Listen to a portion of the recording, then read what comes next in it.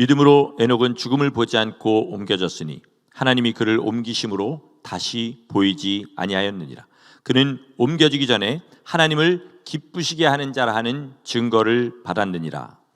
믿음이 없이는 하나님을 기쁘시게 하지 못하나니 하나님께 나아가는 자는 반드시 그가 계신 것과 또한 그가 자기를 찾는 자들에게 상 주시는 이심을 믿어야 할지니라. 아멘.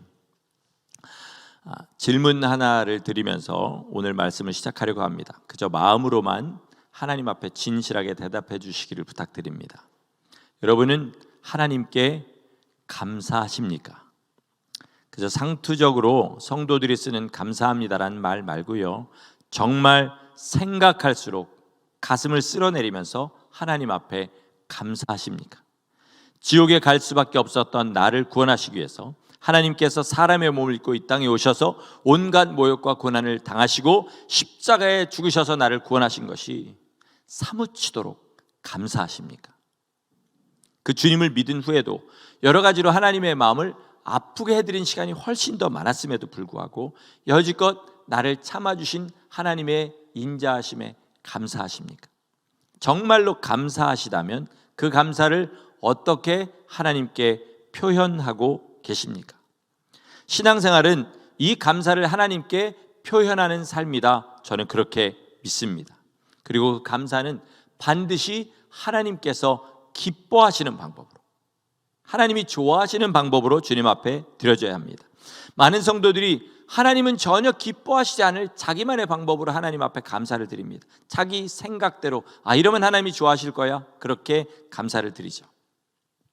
제가 전도사였던 시절에 그 설교를 드신 분이 지금 이 자리에 좀 몇 분 계실 것 같은데, 처음으로 주일 예배 설교를 하게 된 날이 있었습니다.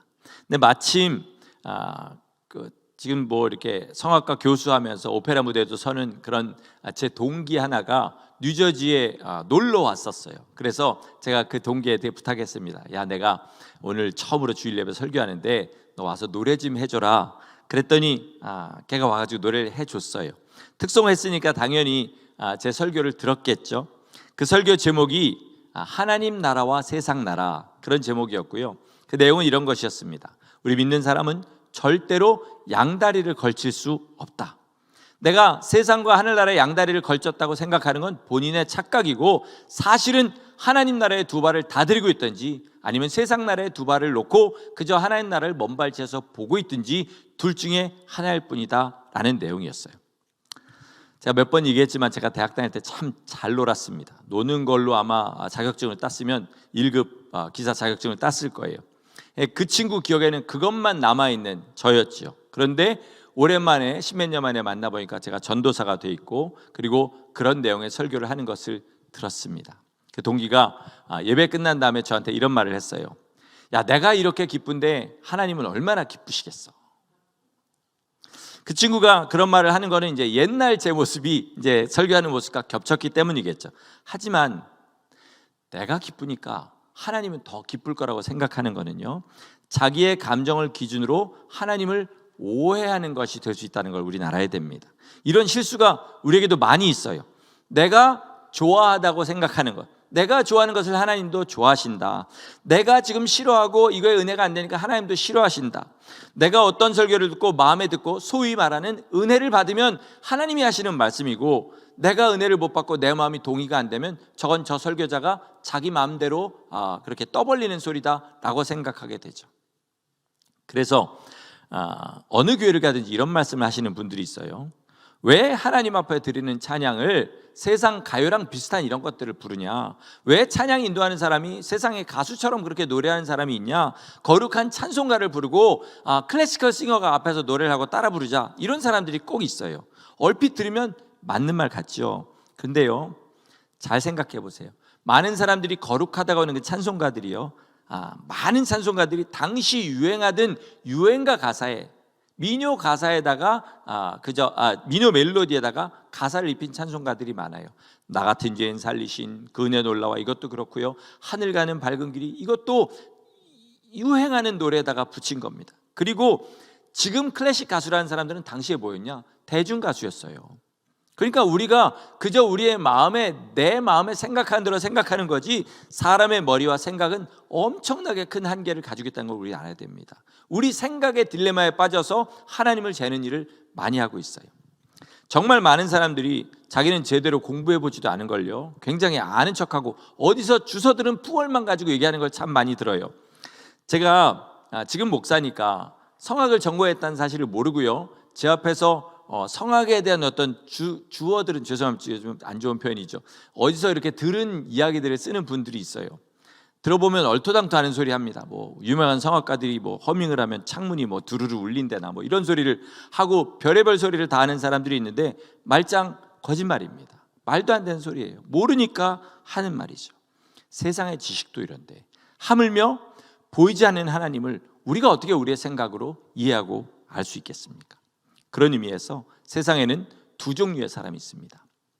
하나는 하나님을 제대로 알고 하나님을 기쁘시게 하는 사람이고요, 또 하나는 하나님을 잘 모르거나 아니면 또는 알면서도 하나님이 괴로운 일을 하는 사람입니다. 하나님을 괴롭게 해드린다는 것은 뭐예요? 자꾸 하나님 기뻐하지 않는 죄를 지어서 멸망을 향해서 달려가는 것을 말합니다. 사람은 그렇잖아요. 다른 사람한테 실망하고 마음이 상하면요, 어느 순간에 그 사람을 포기해버리고 같이 같은 공간에 있더라도 그 사람에게 신경을 꺼버릴 수 있어요. 그런데 하나님께서는 그렇지 않으십니다. 끝까지 그 사람의 일생이 마칠 때까지 그 사람에게서 하나님의 눈을 떼지 않고 계셔요. 하나님을 기쁘시게 하는 것도 다 기억하시고요, 하나님을 괴롭게 하는 것도 다 기억하십니다. 제가 지난주에 하나님께서 감정을 가지고 계시다, 이 말 한 거 여러분 기억하시죠? 지난주에는 슬픈 감정, 아픈 것만 이야기했는데요, 하나님의 감정은 그게 전부가 다 아닙니다. 희노애락이라고 하죠. 기쁨이 있으시고 분노가 있으시고 슬픔이 있으시고 그리고 즐거운 감정을 가지고 계십니다. 그리고 하나님이 이 감정을 숨기지 않으세요. 우리는 악해가지고 거짓돼서 마음에 어떤 사람을 해서 칼을 갈면서도 그 사람을 향해 웃기도 하고 잘 대주기도 해요, 자기 이익과 자기 체면을 위해서. 하지만 하나님께서는 진실하시기 때문에 절대로 그렇게 하지 않으십니다. 다만 더 큰 상을 주시려고 당장 칭찬 안 하시고 당장 기쁨을 나타내지 않으실 때도 있고요, 그리고 그 사람이 어떻게든 회개하고 구원받게 하시려고 당장 그 위에 진노를 쏟아붓지 않고 참으실 때가 있을 뿐입니다. 오늘은 하나님을 괴롭게 하는 사람에 대해서는 길게 얘기하지 않겠습니다. 여기 계신 분들 중에 하나님 나 괴롭게 해드리겠다, 이런 흉악한 마음을 품고 계신 분은 없을 것이기 때문에 그렇습니다. 여러분, 하나님을 기쁘시게 하는 사람은 어떤 사람일까요? 원래는요, 그냥 우리 자체가 하나님을 기쁘시게 했습니다. 창세기 1장에 보면 하나님이 처음으로 그 기쁨을 표현하신 말씀이 나와요. 빛을 지으신 후에 하나님 뭐라 그러죠? 보시기에 좋았더라. 그러니까 기쁘셨다는 이야기죠. 그런데 사람을 지으신 후에는 뭐라 그러시죠? 보시기에 심히 좋았더라.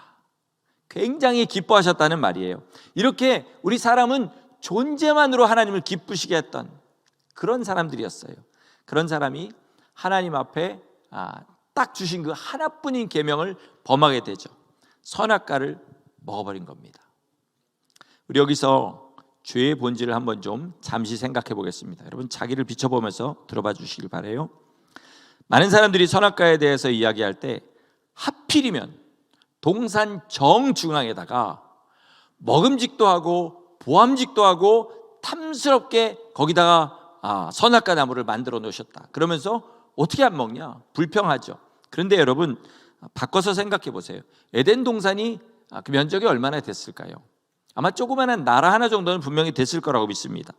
동산 중앙이라고 해도 에덴 전체의 크기에 비하면 작은 점과 같은 그런 위치예요. 그런데 하필이면 남은 모든 것을 다 제외하고 하와는 그 동산 중앙의 그 작은 위치에 마음이 탁 꽂혀버렸어요.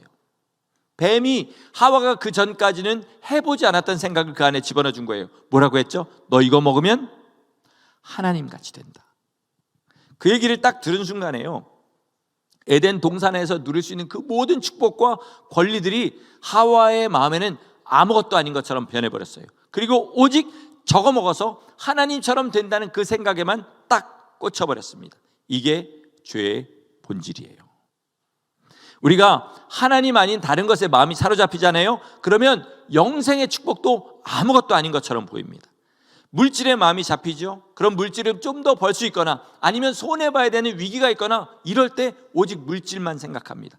일단은 이게 해결돼야 그 다음에 하나님도 있는 거예요. 그래서 하나님께서 주시는 영생의 축복은 눈에 들어오지도 않고 오직 잠시 누리고 즐거워할 그 물질만 눈에 들어와요. 그게 이루어져야만 행복할 것 같습니다. 자존심과 명예도 마찬가지입니다. 그런데 여러분, 물질이나 자존심은 뭐예요? 하나님께 받을 영원한 영생의 복에 비하면 우주의 작은 먼지만도 안 되는 것입니다. 그렇죠? 근데 거기에 마음을 뺏기잖아요.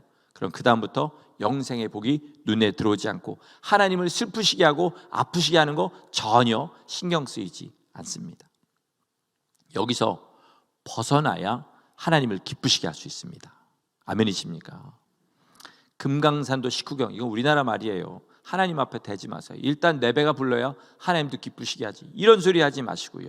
일단 내 자존심을 세우고 내가 존중을 받아야 하나님도 존중하고 남도 존중하지. 그런 생각은 전혀 하시지 말아야 되는 거죠. 사도행전 5장을 보면요, 사도들이 예수님을 증거하다가 종교 지도자들에게 잡혀갑니다. 그리고 억울하게 채찍을 맞고 나와요. 당시 채찍이라는 게 뭐냐면 윗도리를 다 벗기는 겁니다. 맨 살을 때리는 거예요. 그래서 맞으면 살이 찢어집니다. 거기서 피가 나와요. 그렇게 아픈 거죠. 억울하게 맞았잖아요. 그런데 이들이 그렇게 매를 맞고 나오는 장면을 성경은 이렇게 말씀해요. 사도들은 그 이름을 위하여 능욕받는 일에 합당한 자로 여기심을 기뻐하면서 공의 앞을 떠나니라. 아멘이십니까? 여러분, 예수님의 이름을 증거하다가 매 맞은 거를 감사하게 생각했다는 겁니다. 이런 것이 하나님을 기쁘시게 합니다. 꼭 누구한테 매를 맞아야 된다는 그 말이 아니라요, 기뻐할 수 없을 때 기뻐하는 거, 내가 용서할 수 없는 사람을 용서하는 거, 그리고 하나님을 향한 찬양이 안 나올 만큼 어려운 상황에서 하나님 앞에 찬양하고 예배하는 거, 이것이 하나님을 기쁘시게 하는 줄 믿으시기 바랍니다. 성경은 하나님께서 뭘 기뻐하고 어떤 사람을 기뻐하는지 분명하게 가르쳐 주셔요. 방금 언급했던 제 동기처럼요, 내가 기쁘니까 하나님 기쁠 거다 이렇게 생각하지 마셔야 됩니다. 사람끼리도 같은 종족이잖아요. 우리가 종, 과, 속 이런 걸로 따지면 같은 종족이잖아요. 그런 사람끼리도 원하는 게 달라요. 근데 하물며 하나님과 사람은 얼마나 다르겠습니까? 하나님 뭐라 그러세요? 번역에는 없지만 내 길은 너희 길과 다르다. 하늘이 땅에서 높음같이, 동이 서에서 먼 것 같이 내 생각은 너희와 다르다 분명하게 말씀하셨어요. 그러므로 우리는 생각하고 말하고 행동하는 모든 것을 성경의 말씀과 비교해 봐야 됩니다. 나름대로 열심히 하는 건요, 다 하나님 앞에 오히려 가증 여김을 받을 수가 있습니다. 바리새인들이 바로 그런 사람들이었죠. 자, 하나님께서 가장 기뻐하시는 사람은요, 순종하는 사람입니다. 말씀에 순종하는 사람.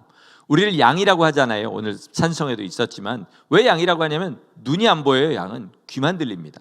그래서 하나님의 말씀을 듣고 그 말씀대로 순종해야만 영생의 길을 갈 수 있기 때문에 그래요. 그래서 하라면 하고 하지 말라면 하지 말고, 그리고 불순종할 때는 하나님을 두려워하는 그런 사람을 하나님이 기뻐하십니다. 이게 무슨 얘기인지 좀 더 잘 생각해 보겠습니다. 오늘 본문을 보니까 하나님을 기쁘시게 하려면 뭐가 필요하다고 합니까? 하나님을 기쁘시게 하려면 뭐가 필요하죠? 믿음이 필요합니다. 믿음이 없이는 하나님을 기쁘시게 하지 못한다고 그랬어요. 하나님 앞에 나가는 자는 반드시 그가 계신 것과 그가 자기를 찾는 이에게 상 주시는 이심을 믿어야 할지니라. 그런데 여러분, 여기 계신 분 중에 나 하나님 계신 거 안 믿습니다 이런 분 있으면 한번 손 들어보세요. 아무도 없을 거예요. 그러면 히브리서 기자가 말하는 하나님이 계신 것과라는 건 무슨 뜻일까요? 하나님께서 내가 하는 행동을 다 보고 계시고, 내가 하는 말을 다 듣고 계시고, 내가 하는 생각 하나하나까지 다 알고 계시는 것을 믿는다는 말이에요. 보통 왜 우리나라 안 좋은 말에 은퇴한 노인을 취하는 말로 뭐라 해요? 뒷방 늙은이 막 이런 말 하잖아요. 그리고 사람을 투명인간 취급한다 이런 말도 있죠. 하나님을 계신 줄은 알지만 그런 취급하는 사람은 실제로 하나님이 계신 것을 믿는 사람이 아니라는 말입니다. 성경에 하나님을 기쁘시게 한 최초의 인물은 오늘 본문의 에녹이었어요. 얼마나 하나님을 기쁘시게 했으면 죽음을 보지 않고 들림을 받았습니다. 그런 에녹에 대해서 히브리서에서 오늘 어떻게 말해요? 그는 옮겨지기 전에 하나님을 기쁘시게 하는 자라는 증거를 얻었느니라. 하나님을 어떻게 기쁘시게 했냐면 창세기 5장 24절에 보니까 에녹이 하나님과 동행하더니 하나님이 그를 데려가심으로 세상에 있지 아니하였더라. 여러분, 하나님과 동행했단 말은 이런 말이에요. 제가 지금 방금 드린 말입니다. 그는 모든 순간에 하나님이 자기와 함께 하신다는 사실을 알았어요. 하나님이 자기 하는 행동을 보고 계시고 자기가 하는 말을 다 듣고 계시고 내 생각까지 알고 계신다는 것을 분명히 믿었습니다. 그리고 그 행동을 하나님 앞에 맞춘 거예요. 다시 말해서 내가 이런 생각을 하면 하나님이 어떻게 생각하실까? 내가 이런 말을 하면 하나님이 어떻게 들으실까? 내가 이런 행동을 하면 하나님이 어떻게 보실까 생각하면서 하나님이 기뻐하실 쪽에다가 자기의 말과 생각과 행동을 맞췄다는 말입니다. 여러분, 하나님을 기쁘시게 하는 거예요. 쉬운 일이 절대로 아닙니다. 많은 희생과 노력이 필요합니다. 동시에 하나님을 기쁘시게 하는 일은 세상에서 가장 복된 일입니다. 아멘이십니까? 왜 그래요? 사람한테 아무리 잘해봐야 사람은 죽어요. 그러나 하나님을 기쁘시게 하면 하나님이 영원히 기억하시고 영원한 것으로 갚아주시기 때문에 그렇습니다. 근데 여러분, 여지껏 좀 말이 어렵고 무거운 말이었는데 지금부터 제가 하는 말을 잘 들으시기를 바랍니다. 이 하나님을 기쁘시게 하는 일에 처음부터 끝까지 우리가 절대로 놓쳐서는 안 되는 게 있는데 그게 뭐냐면 하나님이 내게 주신 복과 은혜를 기뻐하는 일입니다. 이게 무슨 말인지 잘 생각해 보겠습니다. 1974년 아니면 75년 크리스마스 이브 저녁이었습니다. 저는 아직 산타클로스를 믿고 있었던 그런 나이였어요. 당시 저희 집이 변두리, 당시의 변두리죠. 지금 뭐 서울에 변두리가 어디 있습니까? 당시의 변두리 화곡동이었습니다. 그러나 저희 집은 꽤 큰 2층 양옥집이었어요. 한마디로 저는 좀 사는 집 자식이었습니다. 크리스마스 이브가 지나고 아침에 일어나 보니까 제 머리맡에 배터리로 가는 기차, 레일 만들어가지고 이렇게 틀면 이렇게 뱅글뱅글 돌아가고 뭐 다리도 올라가고 그런 기차 세트가 머리맡에 놓여져 있었어요. 제가 그 기차를 받고 얼마나 좋아했는지 모릅니다. 그런데 저보다 그걸 더 생생하게 평생 기쁘고 아름다운 기억으로 간직하신 분들이 있어요. 누굴까요? 저희 부모님들이세요. 저는 좋아했다는 사실만 그냥 어렴풋이 기억하는데요. 저희 부모님들은 제가 그때 한 말, 얼굴 표정 이것까지 다 기억하고 계셨어요. 제가 그랬대요. 언제 갖다 놨을까? 내가 그걸 깨서 봤어야 되는데 왜 못 봤을까? 그러면서 그 기차 세트를 끌어안고 그냥 깔깔깔깔 거리면서 그렇게 웃고 앉았더랍니다. 저희 어머니가 평생 그 이야기를 막 100번도 넘게 하셨을 거예요. 어머니 돌아가시던 해에 제가 돌아가시 전에 2번 갔잖아요. 그때도 2번 다 그 얘기를 하셨어요. 네가 그렇게 좋아했었어. 근데 제가 좋아한 게 어머니는 그렇게 기쁘셨던 거죠. 그 장난감 있잖아요. 전 얼마 동안 가지고 놀다가 남자애들이 그렇지 않습니까? 고장 냈고요. 버렸습니다. 그리고 제 기억에서 다 날아가 버렸어요. 그런데 어떻게 제 마음에 이렇게 깊이 새겨졌을까요? 저희 어머니가 항상 이야기했거든요. 그러니까 저희 부모님에게는 그게 그냥 생각할 때마다 평생 웃음 짓게 하는 너무나 아름다운 추억이었던 거예요. 왜 그럴까요? 제가 너무 기뻐했으니까. 너무 기뻐했으니까. 제가 한 거는 기뻐한 게 다였어요. 그리고 그거 가지고 논 게 다였습니다. 그런 장난감 당시에는 꽤 비쌌을 겁니다. 그리고 저희 집이 어디라고 그랬습니까? 변두리 화곡동. 화곡동에서 팔 리가 없는 그런 장난감이었어요. 저희 어머니 아버지가 버스 타고 시내에 나가서 분명히 사오셨을 거예요. 고생도 부모님이 하시고 돈도 부모님이 쓰시고 저는 좋아하면서 가지고 논 게 단데 누가 더 기뻐요? 저희 어머니 아버지가 훨씬 더 평생 기뻐하시는 거예요. 하나님께서 우리에게 뭘 원하시냐면요, 우리의 목숨을 드리고 우리의 전 재산을 드리고 이거보다 더 원하시는 게 뭐냐면 이 기쁨을 계속해서 갖는 걸 원하십니다. 성도가 첫사랑 잃어버렸다는 표현 참 많이 쓰잖아요. 첫사랑이 뭐냐면요, 처음 은혜 받고 하나님을 처음 아버지라고 부르게 됐을 때 그 기뻐하고 즐거워하던 그 마음, 이게 첫사랑입니다. 우리가 주님 앞에 한 게 뭐였습니까? 죄진 것밖에 없어요. 하나님과 원수를 행할 때 아들을 보내셔서 우리를 살리셨습니다. 그렇게 우리가 지은 죄의 값을 주님이 다 치르셨어요. 그런데 아무것도 하지 않은 우리가 그저 구원받고 기뻐하는 것을 하나님은 우리보다 더 기뻐하신다는 거예요. 전 재산을 바치지 않아도 됩니다. 목숨을 다 드리지 않아도 돼요. 성도가 진심에서 우러나오는 그 말로 하나님 감사합니다, 하나님 사랑합니다, 이 말 한마디 하는 것을 주님은 가장 기뻐하세요. 다만 제가 행위를 항상 이해하는 것은 이런 말을 하는 사람이 어떻게 세상을 사랑할 수 있느냐, 바로 이런 거죠.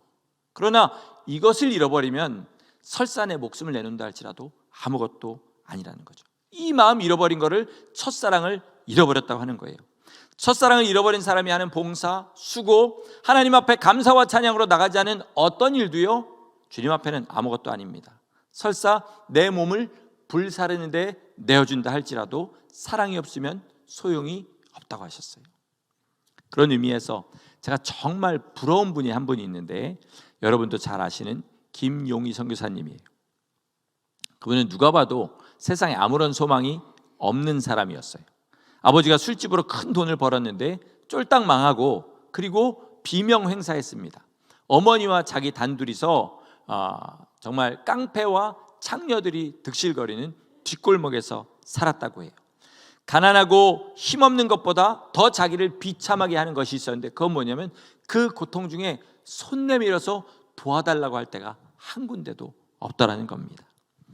자살을 생각하고 실제로 시도도 몇 번 해봤대요. 그런데 너무 무서워서 제대로 할 수가 없어서 죽지도 못하고 살아 있었습니다. 근데 어느 날 자기를 도와준 어떤 사람을 도와줄 일 때문에 할 수 없이 교회를 가게 됐대요. 그것도 몇 주간. 그 전까지는 하나님이라는 이름도 몰랐고 예수님, 십자가 이런 이야기를 들어본 적이 한 번도 없었는데, 그 교회에서 몇 주간 다니면서 그 복음이란 걸 들어보니까 이런 말이더래요. 하나님께서 천지를 창조하셨다. 그런데 그 하나님이 죄를 지어서 멸망하게 된 사람들을 위해서 자기 아들을 보내서 구원하셨다. 대신 그 모든 형벌을 다 하셨다더라. 그 사실을 믿기만 하면 멸망을 면하는 정도가 아니라 영원한 삶을 얻게 된다고 하더라. 이야기했대요. 다른 건 몰라도 멸망이란 건 자기가 지금 경험하고 있는 중이었으니까 몸으로 뼈저리게 체험하는 중이라 엄청난 충격을 받았다는 거죠. 그리고 그 마음에 하나님의 음성이 실제로 이렇게 들렸답니다. 뭐라고 하나님이 하셨냐면, 내가 너를 사랑한다. 너는 재수가 없어서 쫄딱 망한 술집 아들로 태어난 것이 아니라 내가 내 아들을 줘서 구원할 만큼 귀중한 존재다. 이렇게 말씀을 하시더래요. 워낙 폭력과 욕설이 난무하는 집에서 커가지고 20대 중반이 되기까지 다른 인격으로부터 내가 너를 사랑한다는 말을 들어본 게 그게 처음이었대요.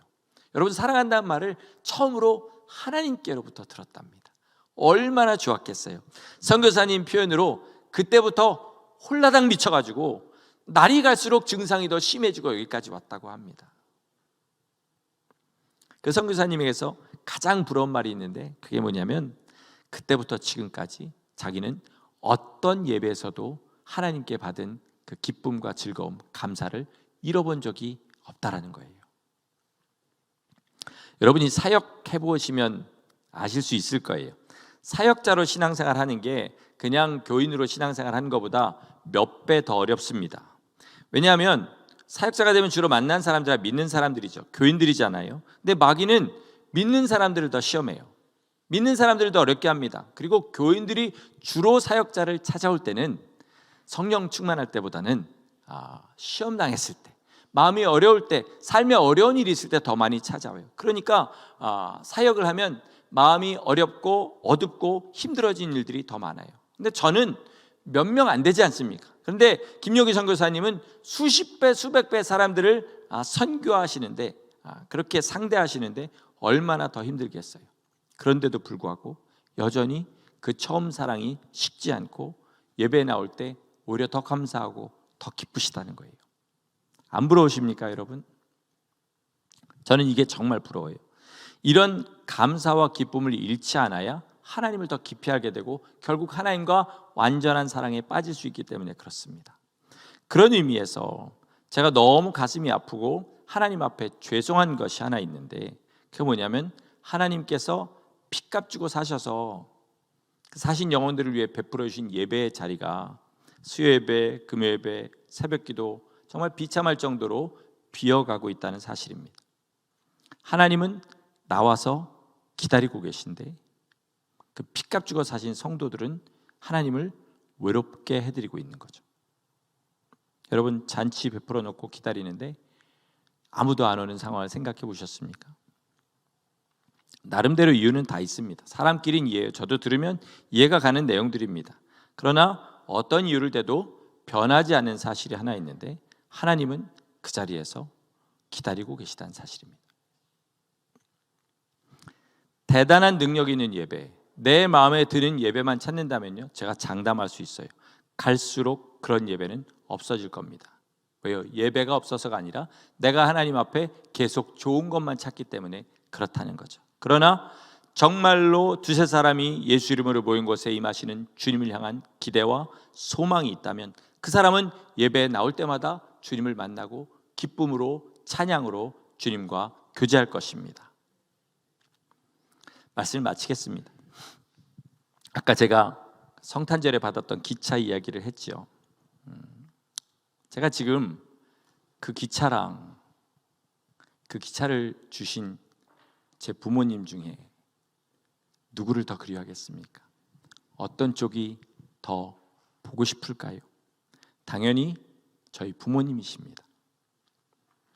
제가 그 기차 선물로 받던 날, 그날 아침을 회상하면서 평생 같은 이야기를 수십 번, 수백 번 반복하신 저희 어머니, 그 뒤에서 어머니 얘기하면 그냥 지그시 웃으면서 그 이야기를 듣고 계셨던 저희 아버지, 가슴이 아리도록 그립습니다. 왜냐하면 기차가 그리운 게 아니라 살수록 저희 어머니, 아버지가 그 선물에 담아주셨던 그 사랑, 그게 사무치도록 그리운 거예요. 여러분, 세상의 사람 중에 끝까지 나만 정말로 어머니, 아버지를 버리지 않으면 끝까지 나를 붙들어줄 두 분이 바로 저희 부모님이셨는데 다 안 계신 거죠. 세상에서 외로울수록, 힘들수록 어머니, 아버지가 보고 싶습니다. 너무 그 사랑이 그리워요. 그런데 아무리 제가 그리워해도 이미 가신 분들은 돌아오지 않습니다. 그러나 멸망해서 지옥에 갈 나를, 아들의 핏값 주고 사실 만큼 나를 사랑하신 그 하나님은 지금도 내가 하나님을 간절히 찾기만 하면 얼마든지 내게 그 사랑을 더 부어줄 수 있습니다. 아멘이십니까? 그걸 기뻐하고 감사하는 성도가 되셔야 됩니다. 갈수록 예배하는 기술만 늘고 교회 와서 성도처럼 보이는 그 기술만 늘고 그리고 미니멈만 해서 천국에 가려고 하는 그 사람이 아니라 주님이 나를 위해 십자가 지신 그 핏값을 너무나 감사하고 찬양해서 주님 앞에 내 삶을 다 드릴 만큼 주님 사랑하게 되는 사람, 여러분, 이 사람보다 더 복된 사람이 어디 있습니까? 내가 목숨 바쳐 사랑하는 하나님이 나를 사랑하셔요. 얼만큼 사랑하시냐면 이미 아들을 주셔서 그 목숨을 주실 만큼 나를 사랑하십니다. 그것을 기뻐하면 기뻐할수록, 그 하나님과 교제하면 교제할수록 우리는 그 하나님을 더 사랑할 수밖에 없는 것입니다. 여러분, 그러므로 날마다 나 같은 죄인 구원하신 하나님의 은혜와 사랑을 묵상하시기 바랍니다. 그리고 그것이 기쁘지 않다면, 내가 처음 주님 만났을 때만큼 기쁘지 않다면 나 병들었구나, 이렇게 하셔야 됩니다. 그리고 주님 앞에 간절히 구하셔서 그 기쁨 회복하시고 그 기쁨을 가지고 주님을 섬기시고 그 기쁨을 가지고 교회에서 봉사하시고 그 기쁨을 가지고 성도를 사랑하셔야 됩니다. 그게 빠져버리면 주님 앞에는 아무 의미도 없다는 것을 아셔야 됩니다. 그렇게 주님과 사랑에 빠져서 어떤 고난과 시험도 이기고 이 십자가에 졌고 험한 길 기쁨으로 걸어가셔서 우리 사는 모든 생애 동안 하나님을 기쁘시게 하다가 주님 앞에 기쁨으로 설 수 있기를 예수 이름으로 간절히 축원합니다. 아멘.